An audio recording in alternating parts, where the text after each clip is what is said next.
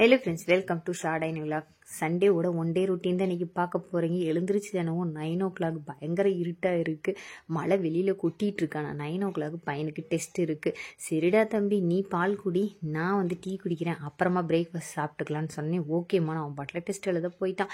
அதுக்கப்புறம் என்ன, வீட்டில் கேரட்டு மட்டும் தான் இருந்தது. வெங்காயம், தக்காளி, கேரட்டு எல்லாத்தையும் போட்டு நல்லா வதக்கி எடுத்துட்டு அதுக்கப்புறம் பார்த்திங்கன்னா தனியாக உளுந்து, கடலைப்பருப்பு, சின்ன வெங்காயம், பூண்டு, கருவேப்பிலைன்னு போட்டு நல்லா வதக்கிட்டு அது கூட தேங்காய் 4 பல், கொஞ்சமாக கசகசா, அதுக்கப்புறம் 1 டேபிள் ஸ்பூன் கடலையை போட்டு நல்லா அரைச்சிட்டு அதை சேர்த்துட்டேங்க. நல்லா கொதிக்க விட்டு இறக்குனிங்கன்னா சூப்பராக ரெடி ஆயிரும். இதில் அப்படியே கொத்தமல்லி மட்டும் சேர்த்து பாருங்கள், செம்ம டேஸ்டியாக இருக்கும். ஃபாஸ்ட்டாக நீங்கள் ரெடி பண்ணிடலாம். டேஸ்ட்டுக்கு நான் கேரண்டின்னு தான் சொல்லுவேன். செம்மையாக இருக்கும், ட்ரை பண்ணி பாருங்கள்.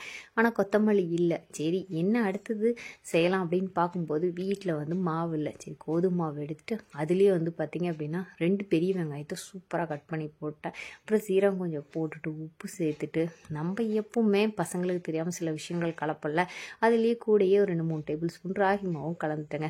அவ்வளோதான். இதை பிசைகிறது தான் இருக்குது, கைவிட்டு பிசையணும். நம்மளுக்கு வெளியில் குளிர பார்த்தோன்னே இதெல்லாம் வேலைக்காகாது, கரண்டிலே நம்ம பிசைஞ்சிடலான்னு சொல்லிட்டு கரண்டியில் நல்ல ஒரு திக்கான கன்சிஸ்டன்சிக்கு நீங்கள் மாவு பிசையணும். இன்னும் கூட திக்காக பண்ணலாம். அப்படியே கையில் எடுத்து தட்டுவாங்க, தட் இஸ் அடைன்னு சொல்லுவாங்க.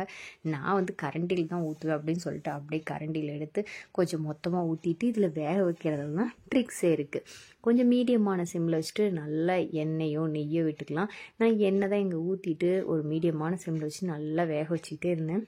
இந்த பக்கம் குழம்புலேருந்து சரியான ஸ்மெல் ஆரம்பிச்சிருச்சு. இந்த டைமில் நீங்கள் நல்லா கொத்தமல்லி தலையை தூவி இறக்கலாம். பையன் அங்கேருந்து எக்ஸாம் எழுதிட்டு என்கிட்ட ஒரு கேள்வி கேட்க ஆரம்பிச்சிட்டான். அம்மா, என்னம்மா பண்ணுறீங்க, செம்மையான வாசம் அடிக்கிறது, வெளியில் மழை கொட்டுறதுக்கும் இந்த வாசமும் செம்மையாக இருக்கேன்னு. என்ன வாசனைன்னு கேட்குறீங்களா? அந்த வெங்காயம் வேக வேக வேக அந்த ஃப்ளேவர்லேருந்து வாசம் சூப்பராக வர ஆரம்பிச்சிருச்சு. இந்த பக்கம் நம்ம பட்டை கசகசெல்லாம் போட்டு அரைச்சி ஊற்றிருக்கோம்ல, அந்த கிரேவியும் செம்மையான வாசம் அடிக்க ஆரம்பிச்சிருச்சு. இருந்தது என்னவோ ஒரு கேரட்டு தான், ஆனால் செஞ்சது செம்ம கலர்ஃபுல்லாக செஞ்சாச்சு. பார்க்கவே எச்சில் ஊற மாதிரி ஆகிடுச்சு. சரி, இதை கொண்டு போய் பையன்கிட்ட கொடுக்கலான்னு எடுத்துகிட்டு போனால் பாவங்க டெஸ்ட்டு பாஸும் பண்ண முடியாது, பண்ண டைம் பாட்டில் போயிட்டே இருக்கும். ஸோ அதனால் வேறு வழியே கிடையாது. இந்த பக்கம் ஒருவா இந்த அடையை சாப்பிட்டுட்டு ஒரு டைம் இந்த பக்கம் எக்ஸாம் எழுதிட்டு டைம் போயிட்டு இருந்தது. இவ்வளோ மழையில் எவ்வளோ கஷ்டப்படுறதா இருக்குது பசங்க அப்படிங்கிற மாதிரி இருந்துச்சு. ஆன்லைன் டெஸ்ட்டை கேன்சல் பண்ணிட மாட்டாங்களா அப்படின்னு சொல்லிட்டு நானும் வாட்ஸ்அப்பை திறந்து பார்த்தேன். ஆஃப்லைனில் இல்லை, ஆன்லைனில் எழுதுங்க அப்படிங்கிற மாதிரி சொல்லிட்டாங்க. சரி, அப்புறம் வேறு என்ன செய்கிறது, ஒரு வழியாக சாப்பிட்டு முடிச்சிட்டாங்க. நாங்களும் சாப்பிட்டு முடிச்சுட்டு வெளியில் போய் பார்த்தோம். கிளைமேட் எப்படி இருக்குன்னா இப்படி தான் இருந்துச்சு. மழை பெய்யுது, லைட் அடிக்குது, இந்த மாதிரியே இருந்துச்சு. ஒரு வழியாக ரெஸ்ட் எடுக்கலான்னு பார்த்தா இங்கே தான் மிகப்பெரிய ட்விஸ்ட்டே இருக்குது. என்னன்னு கேட்குறீங்களா? 12 o'clock பையனுக்கு எக்ஸாம் முடிஞ்சிடும். அதுக்கப்புறம் என்ன பண்ணலாம் அப்படின்னு சொல்லிட்டு யோசிச்சுட்டு, சரிடா தம்பி நல்லா தூங்கி எழுந்திரிக்கலான்னு. அதுதான் கிடையாதுமா, அப்பா உனக்கு தெரியாமல் ஒரு விஷயம் செஞ்சுருக்காரு தெரியுமா அப்படின்னு சொல்லி கேட்க ஆரம்பிச்சிட்டான். என்னடான்னு சட்டுன்னு கிளம்பு அப்படின்னு சொல்லிட்டு உடனே இவ்வளோ கொட்டுற மழையில் கிளம்பிட்டோம். பார்த்தனையுமே நீங்கள் கண்டுபிடிச்சிருப்பீங்கன்னு நினைக்கிறேன். ROX தான். அதாவது படத்துக்காக தான் நாங்கள் போயிருந்தோம். சரி, படத்துக்கு போகும்போது இங்கே தான் பார்த்தேன், ஸ்டார்பக்ஸு 20% ஆஃபர் போட்டிருந்தாங்க.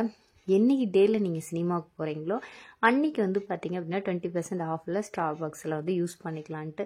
ஒரு வேளை யாராவது போனீங்க அப்படின்னா ROX யூட்டிலைஸ் பண்ணிக்கிங்க. அப்புறம் என்ன, மேலே போனோன்னையும் என்ன படம்னு மட்டும் கேட்காதீங்க. சுற்றி பார்த்தோம் அப்படின்னா டிக்கெட்டு ஒருத்தருமே இல்லை. என்னங்க இப்படி யாருமே இல்லாத இடத்துல இப்படி புக் பண்ணிட்டீங்க அப்படின்னு கேட்டோன்னே, அட நீ வேற, நேற்று நைட்டு பார்க்கையில டிக்கெட் எல்லாம் ஃபில்லாக இருந்துச்சு அப்படின்னு சொல்லிட்டு பார்த்த படம் தான் அமரன்.